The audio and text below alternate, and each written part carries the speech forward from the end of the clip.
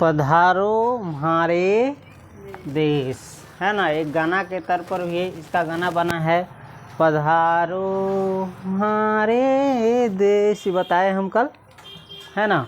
यानी हम जहाँ पर रहते हैं, जिस राज्य में रहते हैं, जिस देश प्रदेश में रहते हैं, वहाँ पर कह रहा है पधारने के लिए, कभी आइए तो हमारे यहाँ। जैसे किसी मेहमान को नहीं कहा जाता है कभी आइए तो हमारे यहाँ, और अच्छे से स्वागत होता है, सत्कार होता है। हाँ, तो उसी के लिए ये कहा जा रहा है पधारो हमारे देश, यानी हमारे देश कभी आइए, तब देखिए हमारा देश कैसा है, हमारा स्वागत संस्कार कैसा है इत्यादि। समझ गया? तो चलो शुरू करते हैं। कभी यहाँ समुद्र था, कभी यहाँ समुद्र था यानी समंदर था, पानीय पानीय था, समंदर यानी पानीय पानीय, है ना। लहरों पर लहरें उठती रहती थी, और लहरों पर लहरें यानी जैसे समुद्र में लहर उठती है पानी की, वैसे ही यहाँ पर क्या उठता था, लहरें। कहाँ पर, आगे जानेंगे, अभी बता देंगे तो मज़ा ख़राब हो जाएगा। काल की लहरों ने उस अथाह समुद्र को न जाने क्यों और कैसे सुखाया होगा। कभी यहाँ पर क्या था, समुद्र था यानी पानी ही पानी था, और लहरों पर लहरें उठती थी, बहुत बड़ी बड़ी लहरें, विशाल विशाल लहरें उठती रहती थी। लेकिन काल की लहरों ने, किसकी लहरों ने, काल, काल यानी समय, है ना। काल यानी समय, यानी समय की लहरों ने उस अथाह समुद्र को, है ना, जो यहाँ पर कभी समुद्र था, उस अथाह समुद्र को न जाने क्यों और कैसे सुखाया होगा। यानी समय पता नहीं, इतना पानी ही पानी था, पता नहीं इसको कैसे सुखाया होगा और क्यों सुखाया होगा।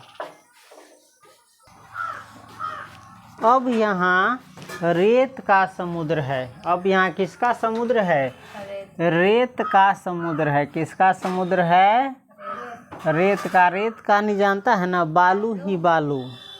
कभी पानी ही पानी था, आज क्या है, बालू ही बालू है। देखो यहाँ की मिट्टी भी जो मिट्टी लग रही है, अगर यहाँ पानी ना हो तो ये सभी क्या बन जाएगा, बालू बन जाएगा। समझ गया? तो अब यहाँ क्या है, रेत का समुद्र है। किसका समुद्र है, रेत का। लहरों पर लहरें अभी भी उठती है। लहरों पर लहरें, जब समुद्र था कभी तभी उठता था, और लहरों पर लहरें आज भी उठती है। लेकिन तुम लोग सोच सकते हो कि एक समय पानी की लहरें उठती थी, अब किसकी लहरें उठती होगी, अब किसकी लहरें उठती होगी। अब भी लहरें उठती हैं, लेकिन कैसी, पहले पानी की लहरें उठती थी, अब बालू है तो हवा में क्या उड़ता है, बालू की लहरें उठती है। प्रकृति के एक विराट रूप को दूसरे विराट रूप में, समुद्र से मरुभूमि में बदलने में लाखों बरस लगे होंगे। प्रकृति के एक विराट रूप को, देखो यहाँ पर समुद्र था, ये क्या है, प्रकृति का एक विराट रूप है। जहाँ भी आज बालू देखते हो, खाली बालू बालू है, हो सकता है वहाँ पर कभी क्या रहा होगा, समुद्र रहा होगा, है ना। तो वही कर रहा है, प्रकृति के एक विराट रूप को दूसरे विराट रूप में, यानी समुद्र से मरुभूमि में बदलने में, किससे, समुद्र से यानी पानी से सूख करके बालू के बनने में लाखों बरस लगे होंगे। समुद्र को सूखने में कितने बरस लगे होंगे, लाखों बरस लगे होंगे। नए रूप को आकार लिए भी आज हजारों बरस हो चुके हैं। आज जो बालू ही बालू दिखाई पड़ता है, इसका भी क्या है, इस आकार का भी हजारों बरस हो चुका है। लेकिन राजस्थान का समाज, कहाँ का समाज, राजस्थान। अब उस जगह का नाम तुमको बता दिया, उस जगह का नाम क्या है, राजस्थान। लेकिन राजस्थान का समाज यहाँ के पहले रूप को भूला नहीं है। राजस्थान का जो समाज है, जो लोग हैं, ये इनके पहले का रूप का, यानी जब यहाँ पर समुद्र था तब के रूप को भूला नहीं है, उसे आज भी याद है। वह अपने मन की गहराई में, कहाँ पर, अपने आत्मा की गहराई में, मन की गहराई में आज भी उसे, है ना, हाकड़ो नाम से याद रखे हैं। किस नाम से? हाकड़ो। किस नाम से? समुद्र को किस नाम से याद रखे हैं? हाकड़ो नाम से याद रखे हैं। कोई 1000 बरस पुरानी डिंगल भाषा में, कोई 1000 बरस पुरानी डिंगल भाषा में और आज की राजस्थानी में भी हाकड़ो शब्द उन पीढ़ियों की लहरों में तैरता रहता है जिनके पुरखों ने भी, पुरखा ना जाने से बाबा, पुरखा, जिनके पुरखों ने भी कभी समुद्र नहीं देखा था। आज के मारवाड़ के पश्चिम में, आज के जो मारवाड़ है उसके पश्चिम में लाखों बरस पहले रहे, लाखों बरस पहले रहे हाकड़ों के अलावा राजस्थान के मन में समुद्र के और भी कई नाम है। समुद्र के और भी कई नाम है। संस्कृत से विरासत में मिले, संस्कृत से विरासत में मिले सिंधु, सरितापति, सागर, वाराद्वीप तो है ही। आज उअह, देधान, वडनीर, वारहर, सफरा भंडार जैसे संबोधन भी है। एक नाम हेल भी है और इसका अर्थ समुद्र के साथ साथ विशालता और उदारता भी है। देखो समुद्र को, राजस्थान में जो समुद्र था, है ना, जिस नदी के किनारे था, उसका कई गो नाम रखा है।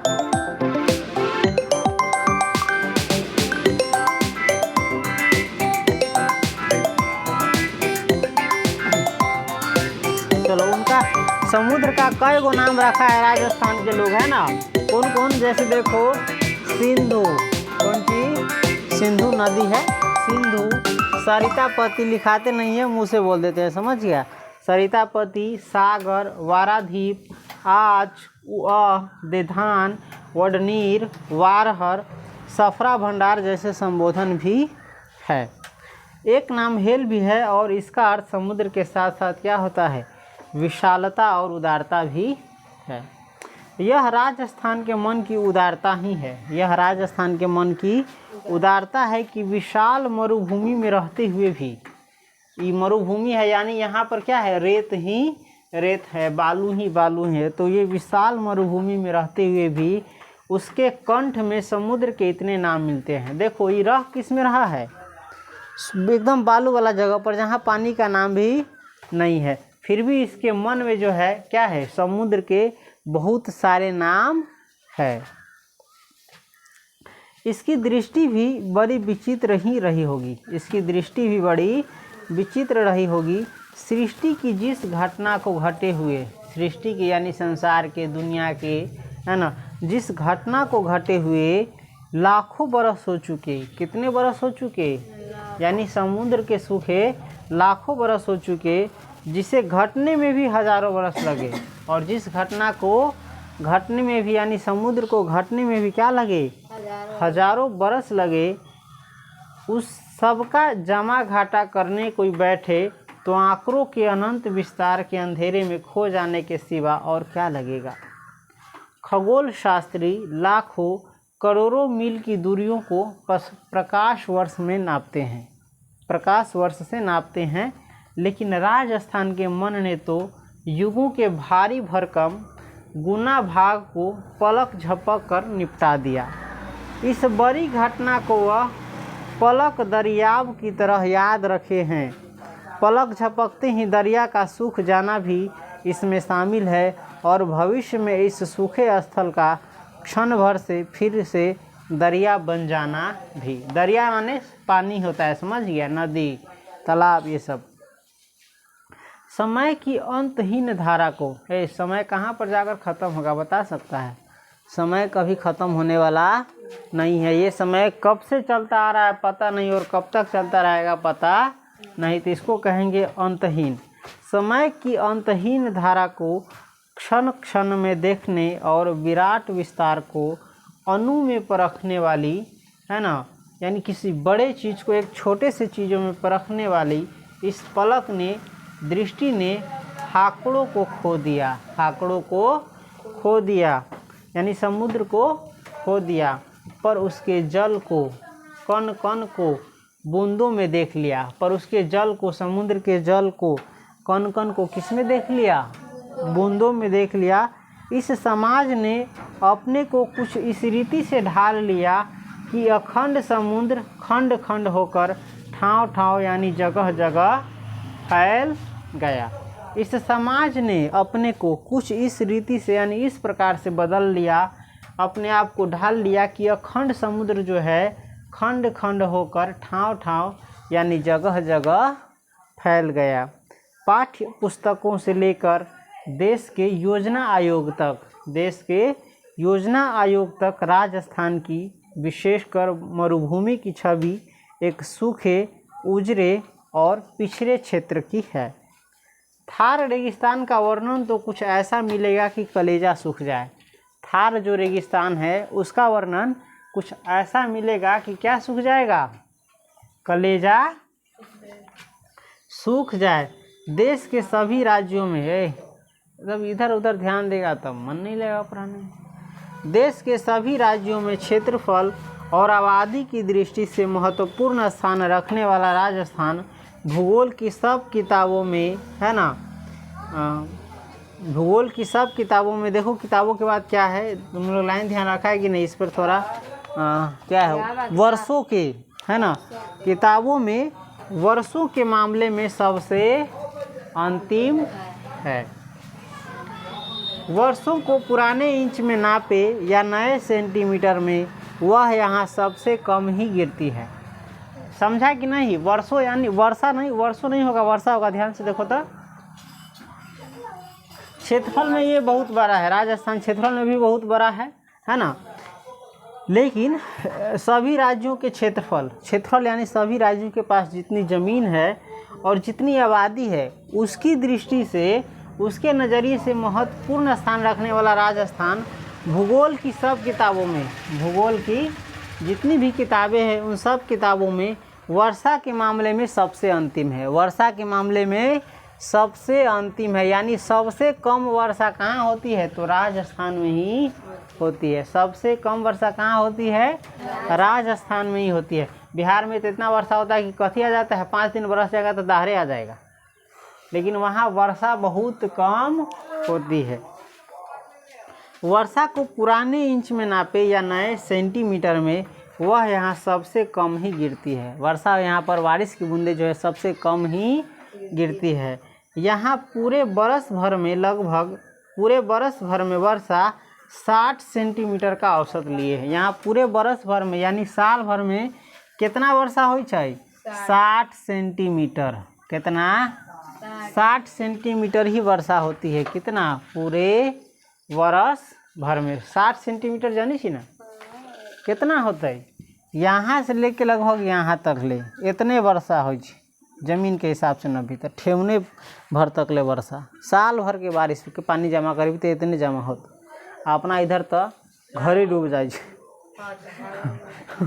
अपना यहाँ तो कई मीटर हो, फिर भी पानी अपना इधर सूख जाए। आ राजस्थान में ना सूख जी, पानी के वहाँ कभी दिक्कत नहीं। कैला? कोई कारण होते, तोरा पास से तेक पानी हो तैयो तोरा सूख जाए छो, आ केकरो इतना पानी है तैयो साल भर में ना सूखे। की कारण होते? कारण एक ही हो सकता है कि बिहार के आदमी जो है, चाहे और जगह के आदमी है, पानी को क्या करता होगा? बर्बाद ज़्यादा करता होगा, है कि नहीं? अपनी सब जितना पानी से गोड़ खाली धोई छी भोरे भोरे, उतना पानी से पूरा भर दिन के क्रियाकलाप करित होती, है कि नहीं? अपनी सब जहाँ देख गली गली में, रोड पर कथी गिरल हो? पानी।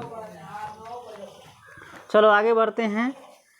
देश की औसत वर्षा 110 सेंटीमीटर आंकी गई है। पूरा भारतवर्ष में यानी देश की औसत वर्षा जो है, एवरेज बारिश जो है, कितना आंकी गई है? 110 सेंटीमीटर। कितना? 110 सेंटीमीटर। उस हिसाब से भी राजस्थान का औसत आधा ही बढ़ता है। यहू हिसाब से देखिए राजस्थान में आधे वर्षा होई छे। लेकिन औसत बताने वाले आंकड़े भी यहाँ का कोई ठीक चित्र नहीं दे सकते। राज्य में एक छोर से दूसरे छोर तक कभी भी एक सी वर्षा नहीं होती। राज्य में जो है, राजस्थान में एक जगह से लेकर दूसरे जगह तक, यानी एक सीमा से लेकर दूसरे सीमा तक कहियो एक समान वर्षा ना हो। कहीं यह 100 सेंटीमीटर से अधिक है तो कहीं यह 25 सेंटीमीटर से भी कम है। भूगोल की किताबें प्रकृति को, वर्षा को यहाँ अत्यंत कंजूस महाजन की तरह देखती है ना। भूगोल की जो किताबें हैं प्रकृति को, किसको? प्रकृति को यानी ईश्वर को समझो, धरती पर, धरती को मान लो। वर्षा को यहाँ क्या माना जाता है? अत्यंत कंजूस महाजन। अत्यंत कहेगा राजस्थान में वर्षा को क्या माना जाता है? अत्यंत कंजूस महाजन। कंजूस जानी सी न, जो तन को कुछ न देवे चाहे तो तन का मन का देते हो। तो ऐसा ने पूरा भारत में हर जगह वर्षा बहुत अच्छा होता है मिला जुला करके, लेकिन राजस्थान में तनका हो, समझ गए। तो इसीलिए इसको कंजूस महाजन की तरह देखती है। और राज्य के पश्चिमी क्षेत्र को, है ना, और राज्य के जो पश्चिम के क्षेत्र है, पश्चिम के जगह है, वो इस महाजन का सबसे दयनीय शिकार बताती है। इस क्षेत्र में जैसलमेर, बीकानेर, चूरू, जोधपुर और श्री गंगानगर आते हैं। लेकिन यहाँ कंजूसी में भी कंजूसी मिलेगी। लेकिन यहाँ कथी मिलता हो? कंजूसियों में भी कंजूसी मिलेगी। वर्षा का वितरण बहुत असमान है। जितना कह लियो ओहू से कम वर्षा होता है, 60 से कम, कहीं पर 25 सेंटीमीटर होता है। 25 सेंटीमीटर जानी थी ना, साल भर में यहाँ से लेके इतने तकले पानी बरसतू, यानी ठेहुना से भी आधा नीचा। तो इसे पूरा साल भर पानी में काम चला लेंगे। हाँ चलो, पूर्वी हिस्से से पश्चिमी हिस्से की तरफ आते आते वर्षा कम से कम होती जाती है। पूर्वी हिस्से यानी असम उसम जो है, अरुणाचल प्रदेश सब है, उधर से आते आते पश्चिम की तरफ जो है ना, वर्षा कम से कम होती जाती है। वर्षा क्या होती जाती है? कमते जाती है ना। बिहार से भी पश्चिम में है राजस्थान, उत्तर प्रदेश से भी पश्चिम में है, तो इस हिसाब से क्या होता है? कमते जाता है। पश्चिम तक जाते जाते वर्षा सूरज की तरह डूबने लगती है। पश्चिम की तरफ जाते जाते वर्षा किसकी तरह डूबने लगती है? सूरज की तरफ। मान ले वर्षा होएबे ना करती है। यहाँ पहुँचकर वर्षा सिर्फ 16 सेंटीमीटर रह जाती है। कितना रह जाती है? 16 सेंटीमीटर। पटरा खरीदा है, देखा है? इतने वर्षा हुई। इस मात्रा की तुलना कीजिए दिल्ली से, और यही मात्रा की तुलना कीजिए कहाँ से? दिल्ली से, जहाँ 150 सेंटीमीटर से ज़्यादा पानी गिरता है। कितना? 150 सेंटीमीटर से ज़्यादा पानी गिरी से कथी में? दिल्ली में लगभग 1.5 मीटर से ज़्यादा। कितना? 1.5 मीटर से ज़्यादा गिरी है। तुलना कीजिए उस गोवा से, और गोवा से तुलना कीजिए कोंकण से, चेरापूंजी से, जहाँ यह आंकड़ा 500 से 1000 सेंटीमीटर तक जाता है। गोवा सब में जो है, कोंकण में, चेरापूंजी में ये वर्षा कितना? 1000 सेंटीमीटर से भी ज़्यादा पहुँच जाए, यानी 10 मीटर से भी ज़्यादा। 10 मीटर जानी छी कितना हो? ये बोर्ड हो 1 मीटर, ऐसे 10 गुना ज़्यादा ऊँच वर्षा हो। कहाँ? गोवा में। पानी की कभी कमी होता ही? पूरा डूबले रहे आदमी पर आदमी जोड़ के। मरुभूमि में सूरज गोवा, चेरापूंजी की वर्षा की तरह बरसता है। देखिए, एक तो बारिश कम है, और यहाँ पर सूरज जो है ना बहुत ज़्यादा धूप दे छे। अपनी सब तनका बालू पर चलबे न तो कथी होबे? हाथे लगबे, धप धप गिरे लगबे। लेकिन एक तो वहाँ देखिए पानी न है, और ऊपर से धूपो बहुत ज़्यादा है। पानियो न है, कथी है? धूपो बहुत ज़्यादा है। मान के चल तोरा भूखो कस के लागल हुआ, खानो बहुत कम हो, आ कहीं पर तोरा भूखे न हुआ, खाना बहुत ज़्यादा है, से वाला हिसाब हो गया है। तो मरुभूमि में सूरज जो है गोवा, चेरापूंजी की वर्षा की तरह बरसता है। यानी राजस्थान में न सबसे ज़्यादा गर्मी पड़ता है, सबसे ज़्यादा धूप बरसता है। पानी नहीं, कौन चीज़? धूप। अपना इधर तनका धूप हो चुका। पानी कम और गर्मी ज़्यादा। पानी कम और गर्मी ज़्यादा, ये दो बातें जहाँ मिल जाए वहाँ जीवन दुभर हो जाता है, ऐसा माना जाता है। ये दो बातें, जहाँ पानी कम हो और धूप बहुत ज़्यादा हो, तो वहाँ पर ज़िंदगी क्या हो जाता है? बहुत ही कठिन हो जाता है। सोचो, अपनी सब तनका 2 महीना 3 महीना के लिए पानी नहीं रहता है तो क्या हाल हो जाता है हम लोगों का। और वहाँ पानियों नहीं है, ऊपर से गर्मियों ज़्यादा है। अपनी सब तो चल ज़्यादा ठंडा लगली तो पानी से नहा ली ठंडा पानी से, वहाँ तो गर्मियों ज़्यादा है पानियों नहीं। सोच ले, दुनिया के बाकी मरुस्थलों में भी पानी लगभग इतना ही गिरता है, और दुनिया की जो बाकी मरुस्थल है जहाँ पर रेगिस्तान है वहाँ पर भी लगभग इतना ही पानी गिरता है। गर्मी भी लगभग इतनी ही पड़ती है, इसलिए वहाँ बसावट बहुत कम हो रही है। और जहाँ पर गर्मी ज़्यादा पड़ता है, पानी की कमी है, वहाँ पर बसावट क्या होती है, कम होती है। यानी आदमी वहाँ पर बसना नहीं चाहता है, समझ गया। और अब धीरे धीरे आदमी वहाँ क्या हो रहा है, कम हो रहा है। लेकिन राजस्थान के मरु प्रदेश में, मरु प्रदेश यानी मरुस्थल प्रदेश में, बालू वाला प्रदेश में, दुनिया के अन्य ऐसे प्रदेशों की तुलना में न सिर्फ बसावट ज़्यादा है, उस बसावट में जीवन की सुगंध भी है। लेकिन राजस्थान में क्या है, कहीं पर आदमी नहीं रहता, लेकिन यहाँ पर क्या उल्टा आदमी ज़्यादा है और जीवन की जो सुगंध है ना, वो भी क्या है, अच्छा है। यह इलाका दूसरे देशों के मरुस्थलों की तुलना में सबसे जीवंत माना गया है, जिंदा माना गया है। इसका रहस्य यहाँ के समाज में है। और देखो, जहाँ पर आदमी रह नहीं सकता वहाँ पर इतना अच्छा से रहता है और इतना शानदार जीवन जीता है, तो ये कैसे हो सकता है? इसका कारण क्या है? इसका जो रहस्य यहाँ के समाज में है, यहाँ के समाज में है। सोचो, इस गांव में रहते हैं, सब खराब हो जाए तो जीना क्या हो जाएगा, दूभर। और सब अच्छा हो जाए तो क्या हो जाएगा, अच्छा। सोचो एक तालाब के बारे में, इसको सब गंदा करना लगे तो क्या होगा, नरक हो जाएगा। और इसको सब साफ करने लगे तब स्वर्ग हो जाएगा। तो यही फ़र्क है, वहाँ के समाज अलग प्रकार के, समझ गया।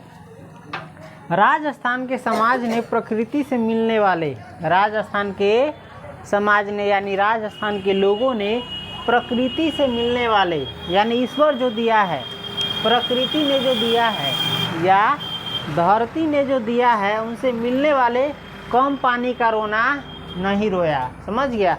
अपनी सबके इतना पानी मिली तो ये रोना रोई, पानी सूख गेल, केना होते। सरकार नल जल योजना न दिल, केना होते। नल जल देती तब न पूरा भर दिन पानी बहबी, तब न पानी न कमती। कहियो पानी जियान करे से तो पानी कहियो कमै छै, बचा के रखबे तो खत्म हो जतौ। जियान करे से कमै छै, लेकिन इधर कहीं पाइप खुलल है, कहीं नल खुलल है, कहीं टंकिए फूटल है, कहीं बोडले चालू है, बिना काम के पानी खदिया में जा रहा है। एतेका पानी दै छै तैयो बिहार के आदमी का तो पानी न है, पानी की समस्या है, पानी की समस्या है। समस्या तुम्हारे दिमाग में है, बुद्धि में है, पानी की समस्या नहीं है। और इससे कम वर्षा होती है, इससे बहुत कम पानी मिलता है। कहाँ के लोगों को, राजस्थान के लोगों को। लेकिन कभी इसने पानी की शिकायत नहीं की, है ना, कभी इसने पानी की शिकायत नहीं की, समझ गया। उसने इसे एक चुनौती की तरह लिया, राजस्थान के जो लोग हैं इसे एक चुनौती की तरह लिया, चेतावनी की तरह लिया, और अपने ऊपर से नीचे तक कुछ इस ढंग से खड़ा किया कि पानी का स्वभाव समाज के स्वभाव में बहुत सरल ढंग से बहने लगा। इस सवाई स्वभाव से परिचित हुए बिना यह कभी समझ में नहीं आएगा कि यहाँ पिछले 1000 साल के दौर में, मान के चलो अभी 2026 चल रहा है, तो 1026 से पहले से ही मान कर के चलो, लेकर के, है ना, उस 1000 साल के दौर में, 1000 साल के समय में जैसलमेर, जोधपुर, बीकानेर और फिर जयपुर जैसे बड़े शहर भी बहुत सलीके के साथ कैसे बस सके थे। सोचो, जहाँ पर पानी नहीं है, वर्षा नहीं है, वहाँ पर इतना बड़ा बड़ा शहर कैसे बसे होंगे। जैसलमेर, जोधपुर, बीकानेर, फिर जयपुर, है ना। इन शहरों की आबादी भी कोई कम नहीं थी, बहुत आबादी थी, बहुत लोग थे। इतने कम पानी के इलाके में होने के बाद भी, इस इलाके में, है ना, इन शहरों का जीवन देश के अन्य शहरों के मुकाबले कोई कम सुविधाजनक नहीं था, किसी से कम नहीं था। इनमें से हर एक शहर अलग अलग दौर में लंबे समय तक सत्ता, व्यापार और कला का प्रमुख केंद्र भी रहा। राजस्थान के बहुत शहरों में जो है अलग अलग दौर में अलग अलग समय में क्या रहा, लंबे समय तक पावर में यानी राजा, व्यापार में और कला का प्रमुख केंद्र भी रहा। जब मुंबई, कोलकाता, चेन्नई जैसे आज के बड़े शहर की छठी भी नहीं हुई थी, है ना, एक छठियारों न हो लड़ाई, तब जैसलमेर आज के कैसे ईरान, अफगानिस्तान से लेकर रूस तक के कई भागों से होने वाले व्यापार का एक बड़ा केंद्र बन चुका था। जीवन की, कला की, व्यापार की, संस्कृति की ऊंचाइयों को राजस्थान के समाज ने अपने जीवन दर्शन की विशिष्ट गहराई के कारण ही छुआ था। इस जीवन दर्शन में पानी का काम एक बड़ा महत्वपूर्ण स्थान रखता था। सचमुच धेले भर के विकास के इस नए दौर ने पानी की इस भव्य परंपरा का कुछ क्षय जरूर किया है, पर वह उसे आज भी पूरी तरह तोड़ नहीं सका है। यह सौभाग्य ही माना जाना चाहिए। पानी के काम में यहाँ भाग्य भी है और कर्तव्य भी। वह भाग्य ही तो था कि महाभारत युद्ध समाप्त होने के बाद श्री कृष्ण कुरुक्षेत्र से अर्जुन को साथ लेकर वापस द्वारका इसी रास्ते से लौटे थे, राजस्थान के रास्ते से ही लौटे थे। उनका रथ मरु देश पार कर रहा था। श्री कृष्ण का रथ कौन देश पार कर रहा था? मरु देश यानी राजस्थान पार कर रहा था। आज के जैसलमेर के पास त्रिकूट पर्वत पर, किस पर्वत पर? त्रिकूट पर्वत पर उत्तुंग ऋषि तपस्या करते हुए मिले थे। कौन ऋषि? उत्तुंग। कौन? उत्तुंग ऋषि श्री कृष्ण भगवान को किस रूप में मिले थे? तपस्या करते हुए। श्री कृष्ण ने उन्हें प्रणाम किया था। श्री कृष्ण भगवान ने उन्हें प्रणाम किया था। किसको? उत्तुंग ऋषि को। और उनके तप से प्रसन्न होकर और उनकी तपस्या से प्रसन्न होकर के, खुश होकर के उन्हें वर मांगने को कहा था। श्री कृष्ण भगवान वरदान मांगने को कहा था। उत्तुंग का अर्थ है ऊंचा। उत्तुंग का अर्थ क्या होता है? ऊंचा। वे सचमुच बहुत ऊंचे थे। उत्तुंग ऋषि जो है सचमुच बहुत ऊंचे थे, यानी महान थे। उन्होंने अपने लिए कुछ नहीं मांगा, वे बहुत महान थे।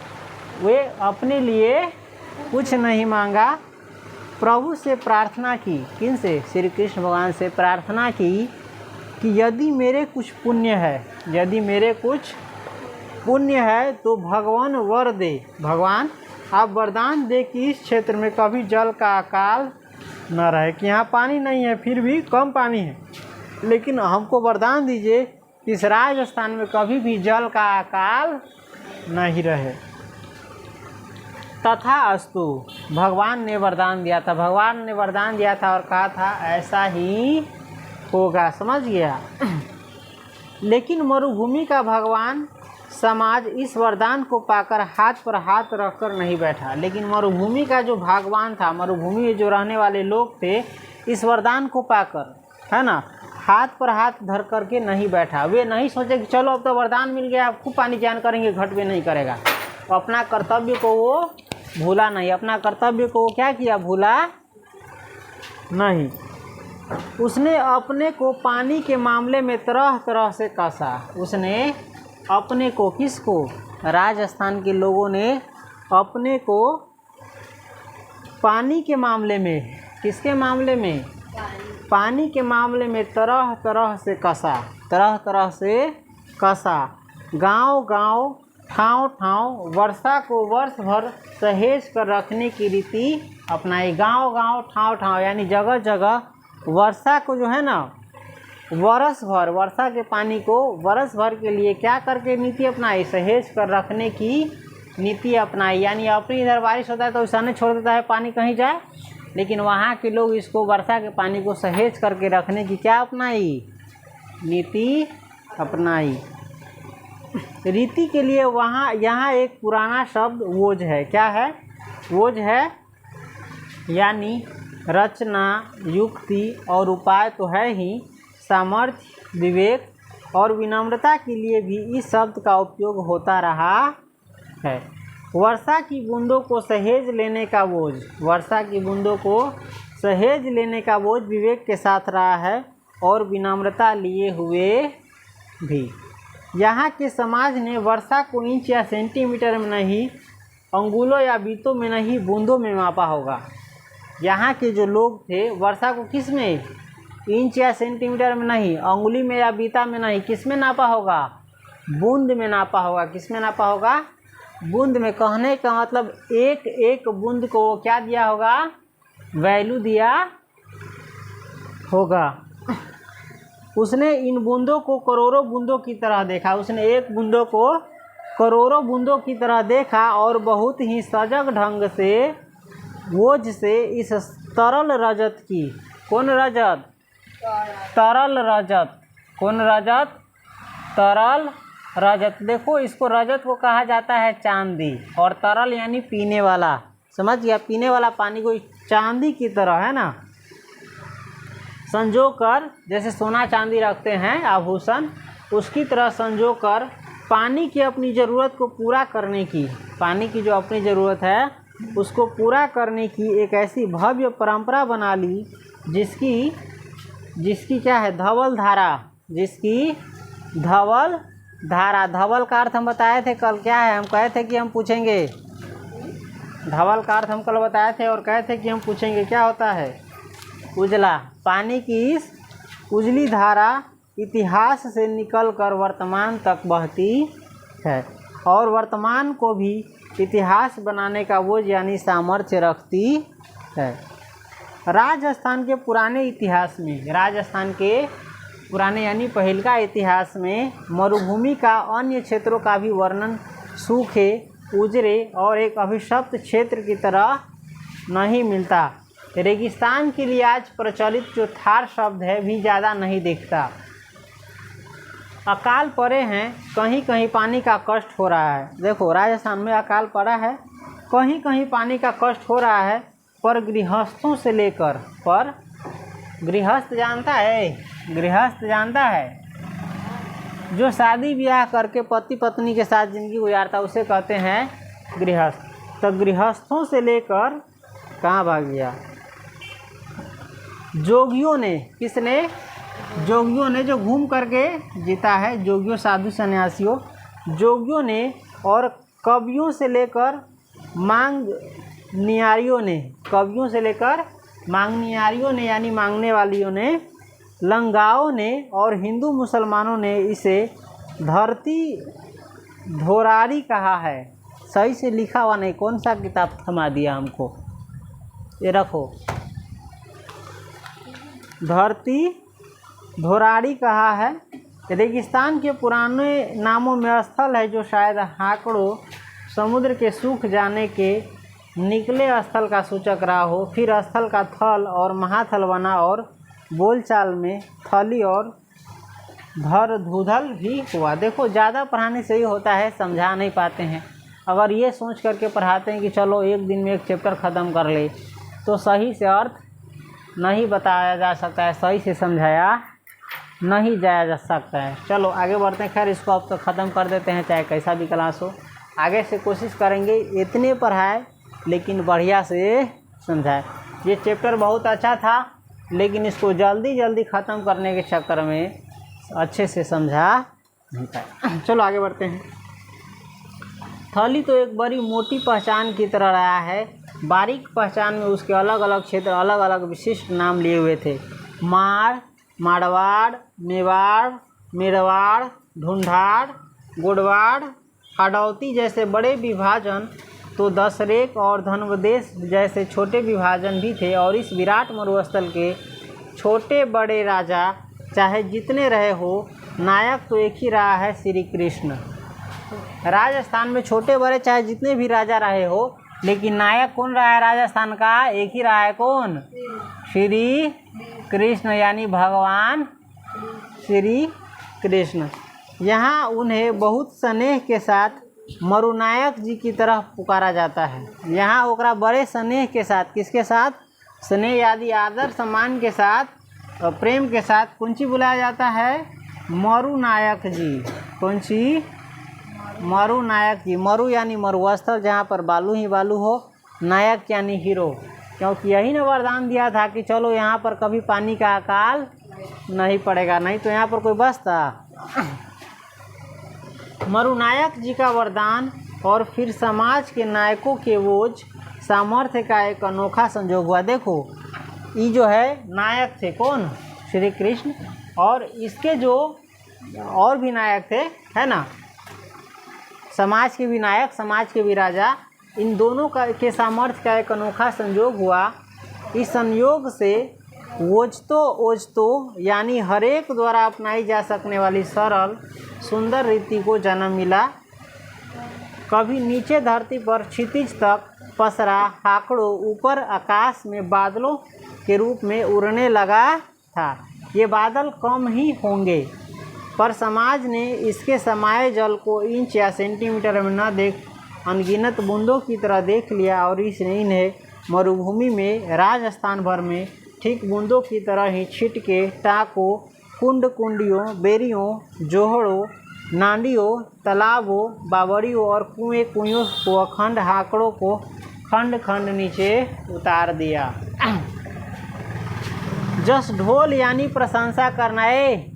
जस ढोल का अर्थ क्या होता है? जस ढोल का अर्थ इसमें यहाँ पर लिख देते हैं, जस ढोल यानी किसी के जस का ढोल बजाना, बखान करना, समझ गया, यानी प्रशंसा करना। राजस्थान ने वर्षा के जल का संग्रह करने की अपनी अनोखी परंपरा का, उसके जस का कभी ढोल नहीं बजाया। देखो राजस्थान के आदमी जो है, समाज जो है, पानी के, वर्षा के जल को संग्रह करने की बहुत अनोखी परंपरा नहीं, लेकिन इसका कभी ढोल नहीं बजाया। कभी दुनिया में नहीं कहा कि हमको जल का संग्रह करने की अनोखी योजना है, हम बहुत बचा करके रखते हैं कम पानी को भी। आज देश के लगभग सभी छोटे बड़े शहर, अनेक गांव, प्रदेश की राजधानियां और देश की राजधानी तक खूब अच्छी वर्षा के बाद भी पूरा पानी जुटाने के मामले में बिल्कुल कंगाल हो रही है। देखो यहाँ पर बहुत अच्छा बात कह रहा है, राजस्थान में बहुत कम पानी होने के बावजूद भी पानी कम हुआ, कभी दिक्कत हुआ नहीं। लेकिन आज जो देश के लगभग सभी छोटे बड़े शहर, आज भारत देश के जितने भी छोटे बड़े शहर है ना, चाहे अनेक गांव भी है, प्रदेश की राजधानी और देश की भी राजधानी जो है, देश की राजधानी तक यानी राज्य की राजधानी और देश की राजधानी तक भी खूब अच्छी वर्षा होने के बाद भी, जहां पर खूब अच्छी वर्षा होती है, उसके बाद भी पानी जुटाने के मामले में, यानी पानी जुटाने के मामले में बिल्कुल क्या हो रही है, कंगाल हो रही है। यानी हर जगह पानी की कमी हो जा रही है हर साल। इससे पहले कि देश पानी के मामले में बिल्कुल ऊंचा सुनने लगे, सूखे माने गए, इस हिस्से राजस्थान में मरुभूमि में फली फूली जल संग्रह की भव्य परंपरा का जस ढोल बजना ही चाहिए। पधारो हमारे देश। देखो राजस्थान के लोगों ने जो जल बचाने की अपनी नीति अपनाई, योजना बनाई, अनोखी परंपरा बनाई, उसका पूरे भारत में क्या होना चाहिए, ढोल बजना चाहिए। यानी भारत के लोगों को बताना चाहिए, इनसे सीखना चाहिए, है ना, ताकि पानी की कहीं पर भी कमी ना हो। खैर इसको ख़त्म करते हैं, आगे से ध्यान रखेंगे, समझ गया।